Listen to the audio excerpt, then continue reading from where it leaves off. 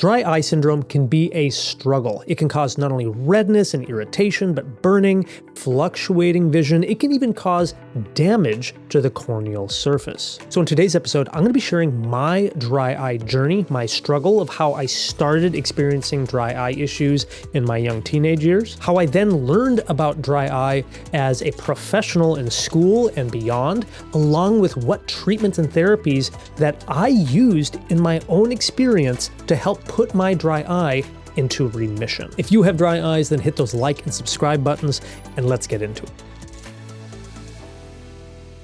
Okay, so my struggles with dry eye started when I was in high school, mainly because I got fit into contact lenses when I was 13. I've shared that in some previous videos and episodes here on the podcast. But while contact lenses were really an amazing thing for me because it transformed my life, I was also a heavy screen user. Even as a young kid, I was always in front of the TV, whether I was watching movies, playing video games, or doing homework on the computer. I was in front of a screen. And we've mentioned this before in previous episodes, but when we stare at a screen, we don't blink as often and we don't blink as completely. And at that time in high school, I had no idea, but I knew that in the evenings, my eyes would occasionally just feel dry. My contact lenses would not be comfortable. And even on occasion, if I was up late, like hanging out with friends, spending the night, sleeping over at their house, I would even start to tear up because I was staring at the screen so intensely while playing some sort of an action video game with my friends, right? You don't want to die or anything like that in the game. So you stare at the screen. And in that process, my contact lenses were drying out. They were basically causing micro damage and suctioning on to the eye. And my body would respond to this by creating more tears, right? The nerve endings on the eye were picking up mechanical damage and potentially osmolarity damage, changes to temperature, all sorts of different things. And they were sending signals to my brain, hey, something's in your eye, doesn't feel good, make more moisture. So I would tear up. And that is part of dry eye. And so that was really how my dry eye started, but I didn't connect it to being a dry eye syndrome or disease until I was in optometry school. And in optometry school, right, you learn so much on anatomy, physiology, pathology, pharmacology. You also learn heavily about refraction, about the anatomy of the eye, the optics, the physics, the techniques. And a big part of the eye exams, even though everyone thinks glasses, contacts, vision, the huge part of the eye exam is evaluation of the eyeball, the ocular addexa, and all of those tissues. And so a big part of dry eye, and what I learned about in school, was something called meibomian gland dysfunction, or even at that time, people often referred to it as posterior blepharitis, which I think has kind of fallen to the wayside as a term we don't use as often, but there's still some textbooks and even some professionals, I think, who still refer to it as posterior blepharitis. So if you've never heard of meibomian gland dysfunction, we've touched on it in some previous episodes. I think we touched on it with Dr. Cecilia Ketting of like what causes dry eye. But meibomian gland dysfunction, the oil glands in the eyelid stop functioning, or they function, but they don't function very well. And so the oils start to basically kind of get clogged, or potentially even the glands can atrophy. So in optometry school, I'm like 24 years old, somewhere around there.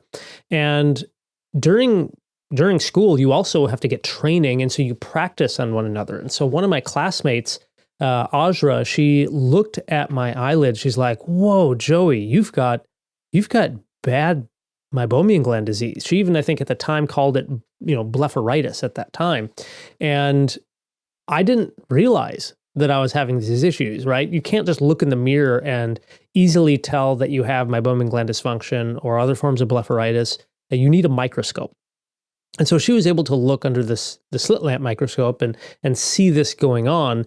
And again, at this time, I was still struggling with dryness from contact lenses and occasional irritation, especially late night studying, all of that. Even some rebound redness. My eyes would look more red in the evenings, which is usually a consequence of buildup of inflammatory markers and your eyes feeling dry and rejecting whatever is potentially on the surface of the eye. At that same time in optometry school, I'm also learning about treatments and diseases and how to manage these conditions. And so, she was telling me I had forms of blepharitis, I had some meibomian gland dysfunction.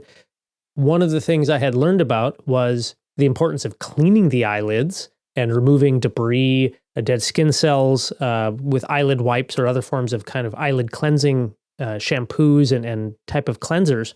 So I started cleaning my eyelids and even started doing warm compresses. Now, I'll show this side story. If you've ever done warm compresses before, kind of they're like a spa treatment. We've talked about it in other videos. We even have like tips on how to do them on the YouTube channel.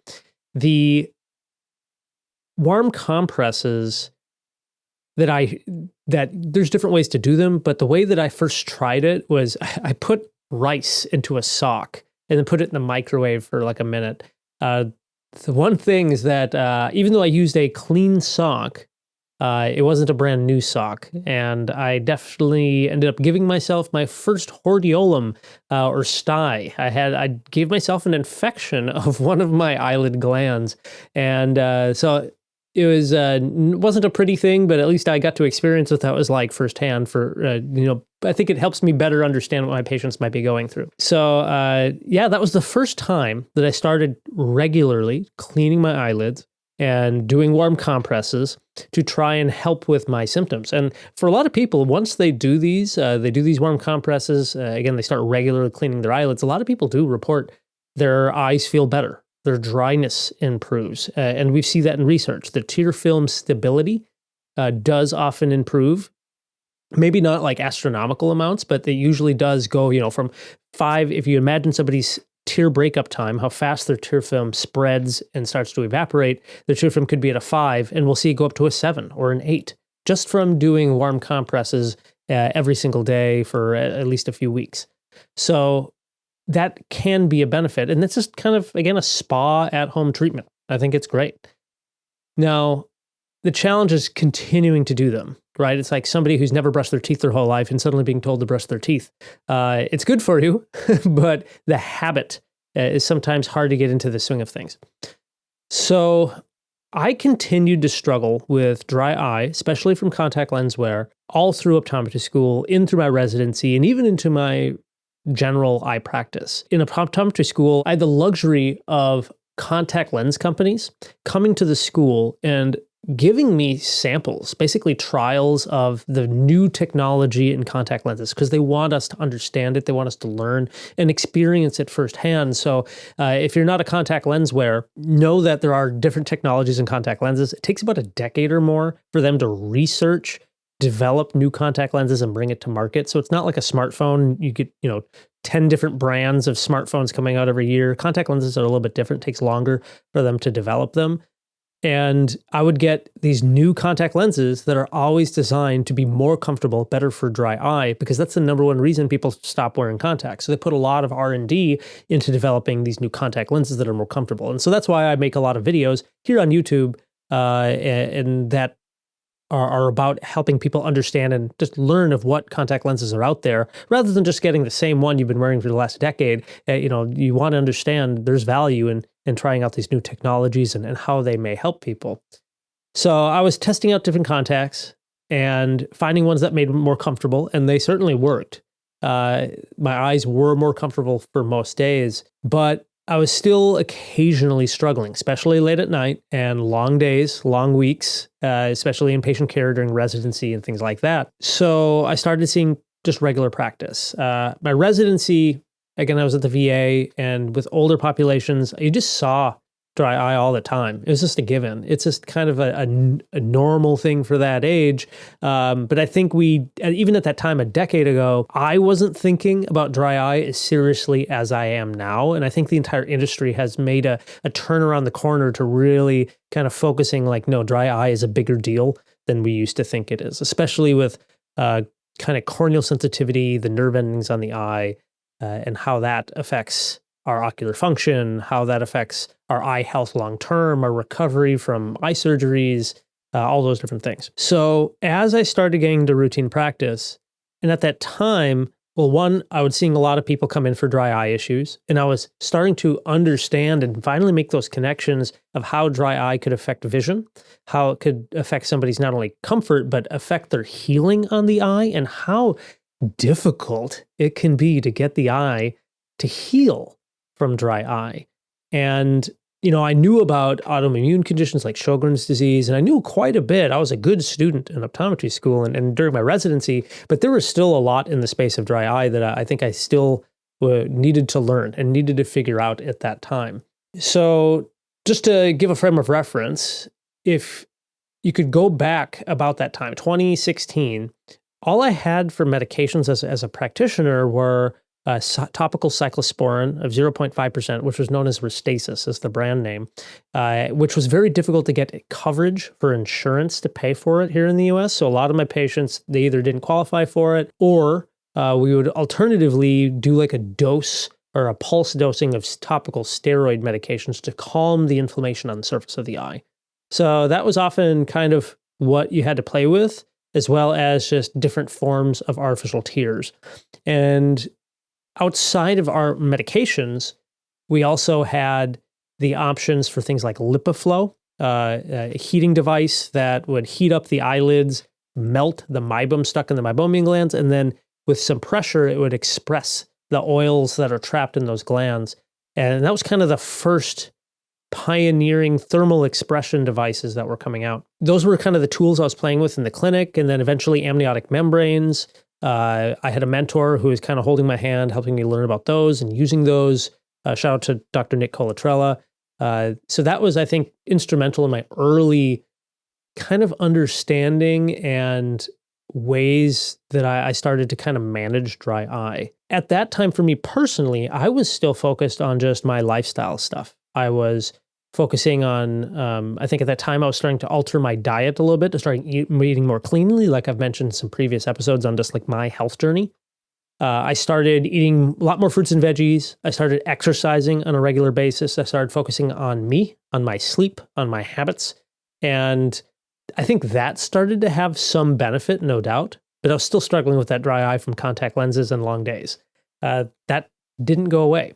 And then I started kind of doubling down because publications such as the TFOS DEWS 2 had come out. And this is, again, if you've never heard this before, Tear Film Ocular Surface kind of society, the dry eye workshop. So this is a big group of professionals, researchers, and dry eye specialists who all get together, and they basically as a team look at all the different research that's come out around corneal disease, dry eye, and they make this large publication trying to better understand and help educate all of the rest of us, like where we are at with dry eye and understanding and various treatments and how we can manage all this. And then I started better falling down this pathway of looking at things like omega-3s, understanding not just cleaning the eyelid, but what products I was using to clean the eyelid, or even be recommending to my own patients. And so I started making these additional changes to my own lifestyle. One of those things, again, was taking higher amounts of omega-3s, and then, again, still with exercising, sleep, doing warm compresses. I was trying out every type of warm compress that came out on the market. And even some of the videos here on the channel, if you go back on the YouTube channel back to like 2018, 2019, you could see me putting out different videos reviewing various brands of warm compresses because I was trying so many different ones. Now, moving forward, there was a lot of exciting things kind of happening in the dry eye space. A lot more research was coming out on use of intense pulse light, or IPL, along with a little bit of early research into red light or photobiomodulation therapies, and along with other medications that had been coming out. We had lifitegrast, like Xiidra, come out, eventually higher dosages of cyclosporin, various formulations, such as Cequa. Then we had Tyrvaya, and all sorts of different things. So in this process, I was also testing out all these other medications that were coming onto the market, not only just for my own understanding, but so I could kind of experience it and better educate my patients about it, as well as, of course, making content here on the channel. So just to give you kind of a frame of reference where I was at, in I think it was like maybe 2021, maybe? I don't remember exactly what day it was, but the IPL instrument from the company called Luminous, they had FDA approved what's called the OptiLight device. And with this, I had the opportunity to travel to Seattle, Washington, and meet one of my dry eye mentors. She's been on the YouTube channel before, and we definitely plan to have her here on the podcast. This is Dr. Laura Perryman. She goes by Dry Eye Master on various socials. She's like one of my mentors in the dry eye space. She's a good friend, and I wholeheartedly consider her as one of the leading thought leaders in the dry eye space in probably the world. So she's definitely somebody I've always looked up to. And so I went out to her clinic and had IPL done by her. That was my very first treatment. So I got to experience what that was like.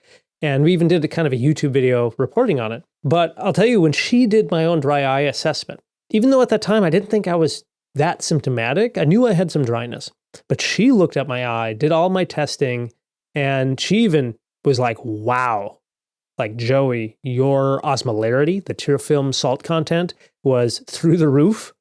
My MMP9, my matrix metalloproteinase 9, which is an inflammatory marker in the tear film, that was super high or very obvious in that reading.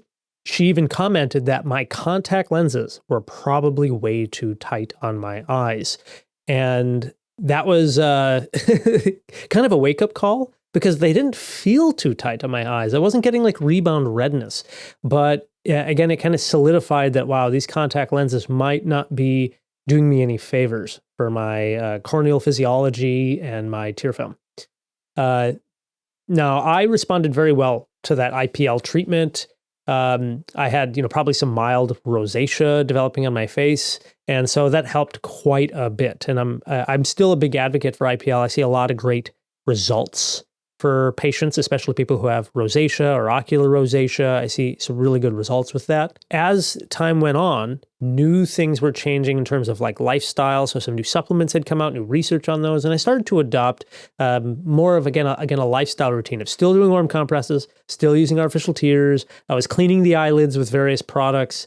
And then down the road, my tear film started to stabilize. My symptoms came way down, but I was still having that same consistent, intermittent dry eye throughout the day. Vision would fluctuate occasionally with contact lenses, always worse in the evening, always worse in front of the screens, and even worse in the wintertime, especially with the humidity dropping inside, as I lived in the state of Minnesota at that time. Now, bringing forward to today, for those of you who've been following along in kind of my journey, I had eye surgery in April of 2025, and I had an ICL put inside my eye. Not IPL, that's intense pulse light, that's the light-based therapy that we use on the skin for things like dry eye. But then there's ICL, which is an implantable Collamer lens that's implanted inside of the eye, as an alternative to LASIK. Now, I've covered this in the other videos of kind of why I chose that procedure, but one of the main issues was that, one, I have a high prescription.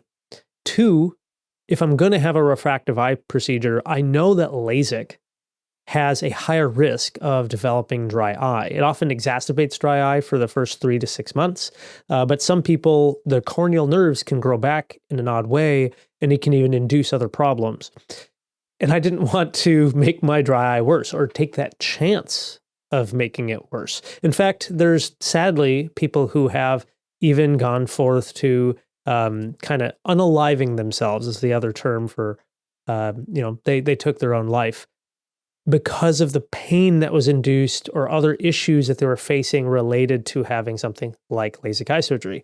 I think that's an important topic to discuss, and I plan to bring on some refractive surgeons onto the channel to hopefully discuss their point of view, what they've seen, how they screen for this, the role of mental health, the growing understanding of corneal neuropathic pain, as we refer to it, when somebody has true excessive pain occurring on the surface of the eye, even without a stimulus. Like, the eye looks great, looks healthy, but there's excessive pain going on.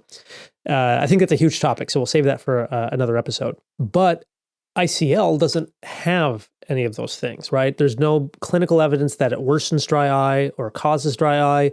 I can't claim that ICL cures dry eye, but in my case, because it got me out of contact lenses, it helped out dramatically. Because again, the fundamental, I think, note from my story is how significant contact lenses can play a role on the development of dry eye. I'll go back for a second and think of when I first learned about meibomian gland dysfunction in optometry school. At that time, again, my friend told me, hey, you have meibomian gland dysfunction. So you have to think, like, what was going on? Why was I getting MGD as like a 23, 24-year-old? Meibomian gland dysfunction, there's different theories of what causes it. Age is a factor. As we get older, we're more likely to get it. But there's other things that play a role, including things like hormones, including things like contact lens wear. There's some theories that our blinking patterns, which can be altered again by screen use, could also play a role in the development of meibomian gland dysfunction. So I think all of those could be kind of check for me developing that. One other thing that we've learned more recently in the last several years is the relationship of Demodex mites in the development of meibomian gland dysfunction, but also the risk of having significant mite counts when you're a contact lens wearer. Not everybody is going to have a significant amount of Demodex mites. We know that everybody has some level of them, but for people who wear contact lenses, there's small studies that report that if you wear contact lenses, you have somewhere between a 70 to 90% chance of having a more significant amount of them when they pluck the lashes and look under a microscope. They can see more of them.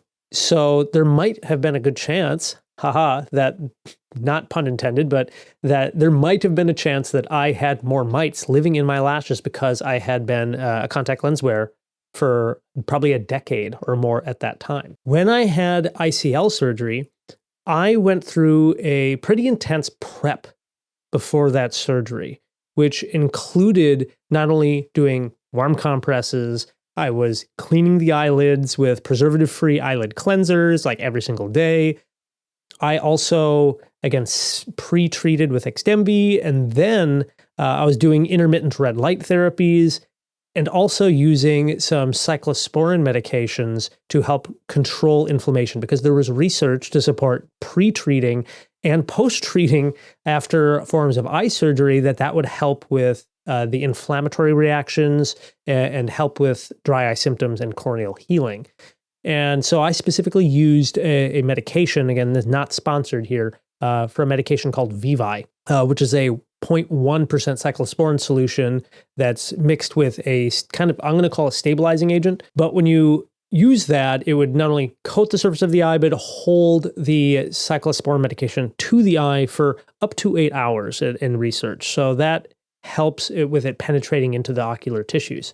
And so I did that for probably 4 to 6 weeks before the surgery, and again, another 4 to 6 weeks afterward. All again while maintaining, trying to get good sleep, and while trying to stay active, while trying to take all my supplements, and just doing kind of lifestyle sort of things, not really relying too heavily on medications or other therapies. And I'm really happy, and I'm in some ways lucky that my eyes have healed as well as they have, because now essentially my dry eye has very much gone into remission. There's a lot of arguments and discussions that you cannot cure dry eye. It's one of those things where once your tear film is really unstable, you can stabilize the tear film again. And again, I'll say put it into remission. So your symptoms have diminished to they maybe don't even feel like they exist anymore, or just mildly.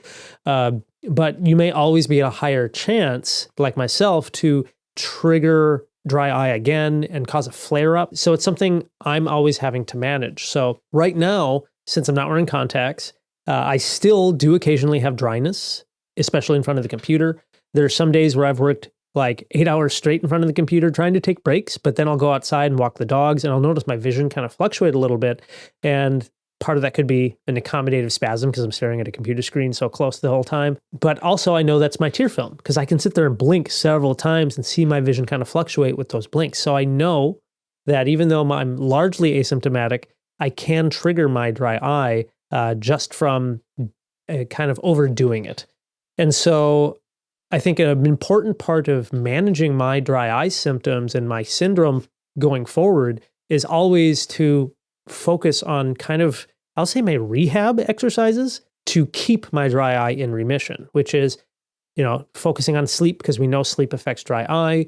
I make sure that I'm taking various supplements. I'm eating healthy. I try to manage where my humidity is at in my office as well as outside. Thankfully, so Minnesota, where I grew up, winter times, very low humidity. And then you're inside, humidity is even worse because of the furnaces. And then here in Virginia, where I now live and practice, humidity is is way more balmy here. So it's I think it's a little bit advantageous, at least for me here. But that's really what I'm focusing on now, is maintaining these lifestyle factors, which has helped my dry eye. From here, my hope of sharing this is to kind of give some insights of kind of my journey, how I kind of evolved as a doctor, as an educator in my own understanding of dry eye. I'll even share that, this is something you never stop learning, and you're constantly reading new research, reading about new medications, new treatments, talking with other specialists. I give lectures on dry eye and travel around the country and even internationally now, speaking on eye care topics, and you get to hear amazing lectures and learn from kind of top thought leaders and minds in the realm of dry eye and corneal anterior segment disease. And it's a fascinating time. I think we have more treatment options now, whether it be medications or in-office therapies to help with dry eye, which I think can make huge leaps and bounds in treatment, where it maybe will take, like for me, it took me years of these lifestyle therapies to get things under control, where I think now if I would have had these same treatment options available like we have today, even 8-10 years ago, I probably could have put this into remission within just, who knows, 6 to 12 months. But for me, ultimately, it was stepping away from the contact lenses, getting my vision to a better spot where I can stabilize the tear film. With all of this, I always encourage, share your stories. If you're listening to us on any of your podcasting platforms, leave us a review. Not only leave us a review, but also even feel free to share your story and how you found us and this information. Also, if you're watching over on YouTube, feel free to leave a comment below the like button. I do read those. I set aside time every day, coffee and commenting in the morning, where I go ahead and read through those. And I try my best to answer and reply back as often as possible. Now, an important thing I always am very open about, and I think it's important to understand that, one, dry eye syndrome is very complex. There's many things that can cause it. Everybody responds to different types of treatments. And because it's multifactorial, I think it's good to not just wing it. I think it's really important to find a professional in your area, find a specialist, somebody who really understands not only what you're going through, but understands the treatments and medications. And don't just take my word for it, right? Talk to your local specialists and find out what they think is going to be best for you. Now, as with a lot of our content on dry eye, there are a ton of resources for dry eye syndrome, whether they be kind of artificial tears, new drops that are coming to the market, new eyelid wipes or warm compresses. There's also educational tools and resources, things that I will put in the show notes below. So from here, I encourage you to check out the show notes and look for those extra resources, because you may find them very helpful. Otherwise, from here, thank you so much for joining us here on today's episode of the Dr. Eye Health Podcast. Dr. Allen here.